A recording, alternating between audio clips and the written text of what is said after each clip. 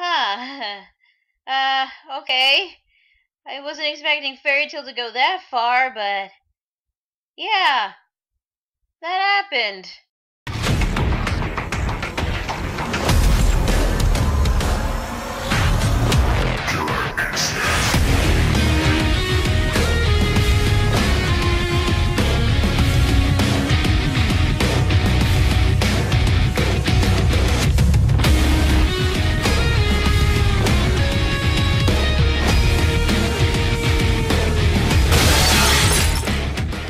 Hey guys, Nerdspot27 here, bringing Fairy Tale Chapter 365, Fairy in the Jail. So the chapter begins where we see Natsu and Happy flying towards Crawford's house.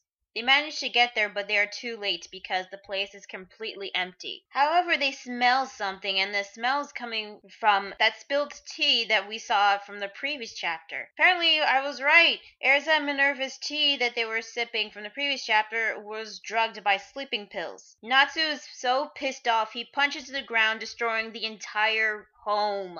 He now knows that his theory was right, that the ex-chairman is an ally of Tartaros, which explains how they got the information about the former council members and the face. Now Natsu's going to use his nose to sniff out where Erza and Minerva are, especially since he managed to burn all the herbs that were spread across the house. Now we cut to the Tartaros headquarters where we see Kyouka waiting for Erza to wake up, which she does so in a jail cell where she is bound up by chains and is naked.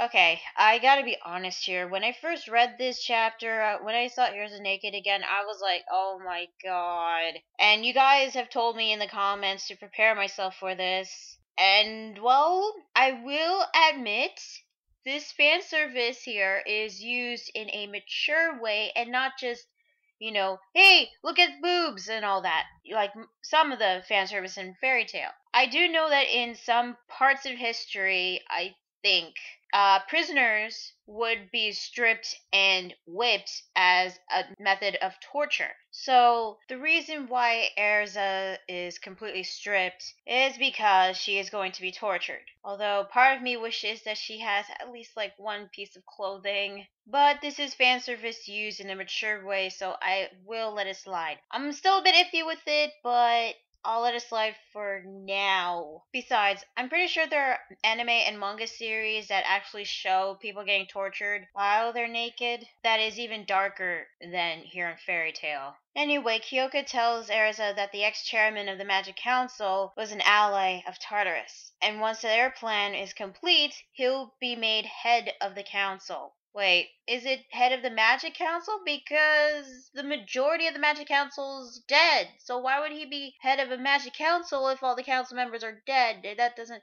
whatever. Erza's restraints are made of sealing stone that seals the prisoner's magic. So Erza can't use her X-Quip magic to get out of this situation. As for what happened to Mira Jane, she's in one of those chambers and is about to turn into another one of Tartaros' servants. So Mira Jane might turn evil and will get a power boost from this for her Satan Soul magic. But then again, she might overcome her demon side and become good. It's Fairy Tale, so that's possible. The reason why Kyouka is with Erza is to ask her a question. Where is Jellal? Which we cut back to him, Melody, and the Oracion Seis. He tells Melody to get back because he'll be enough to beat all 5 of them. Well, make that 5 because Hot Eye refuses to fight. Since his personality was still altered from Nirvana from the Oracion Seis arc, Midnight seems to be okay with Hot Eye choosing not to fight, since he says that each and every one of them has a right to choose as they please. Or should I say Richard, because that's his real name. Which, by the way, we learn all the Oracion Seis members' real names. Jellal also knows their real names because, keep in mind, all the Oracion Seis members were former prisoners forced to build the Tower of Paradise. Also, Midnight's real name is Macbeth. So the fight finally begins with Racer trying to attack Jellal from behind, but he was just fast enough to dodge all of Racer's attacks. Or should I say Sawyer, since that is Racer's real name. Koba tries to punch Jellal, but Jellal catches his hand, and by the way, Koba's real name is Eric. He flings Cobra towards Racer, knocking both of them away, while Angel summons these things to attack Jellal.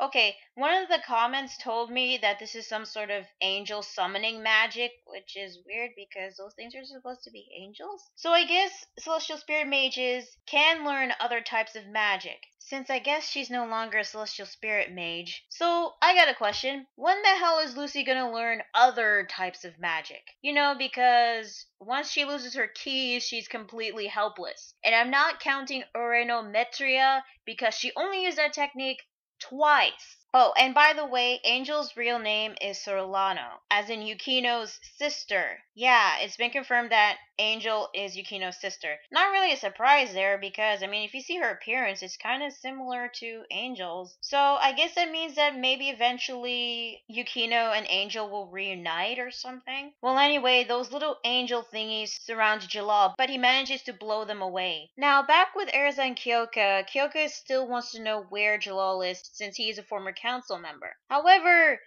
okay, I know that this isn't what it looks like, but it looks like what it's not supposed to look like, and yeah, you know what? Moving on. All of a sudden, Erza starts to scream like she's in some serious pain, and we learn that Kyoka's magic. Wait, I thought demons are supposed to have curses, not magic. Her ability is to alter a person's sensations. She altered Erza's sensation of pain to its most sensitive point. So she asks once again where Jellal is, but Erza says she doesn't know. And then her finger turns into this little whip, and she then whips Erza just once, and it was enough for her to make her sweat and cry.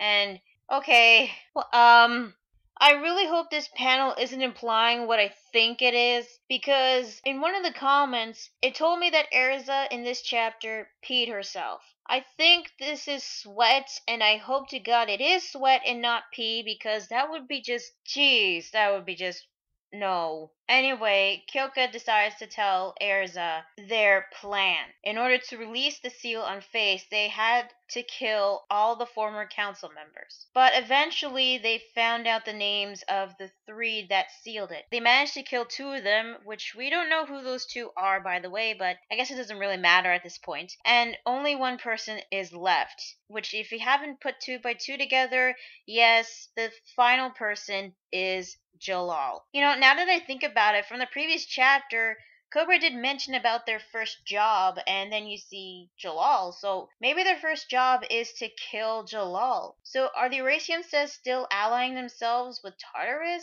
Well, maybe, but with their fight with Jellal, it seems they've gained the upper hand. Back with Tartaros, Kyouka gives Erza an offer. If she tells her the whereabouts of Jellal, she'll return Mira Jane to her. If not, they'll both die. But here's the thing. Erza really doesn't know where Jellal is. And Kyouka is going to proceed to torture her even more. Okay, why is it that in several anime and manga, hell, not just anime and manga, but in movies and TV shows, whenever the villains torture the heroes to obtain information, and even the heroes don't know themselves, they always proceed to torture them anyway? Maybe because Kyouka has a sick, sadistic side to her, that probably would make sense. But why keep torturing somebody where they're actually telling the truth and they don't know anything? Then again, maybe Kyouka is not aware that Erza doesn't know where Jellal is. But if that's true, then you know what? I think Tartaros needs a lie detector, or the Millennium Scales from Yu-Gi-Oh! By the way, I feel really bad for Erza being tortured like this, especially since she was a former prisoner herself. Meanwhile, we see Crawford and Franmouth talking about the money that he'll make after all this is over.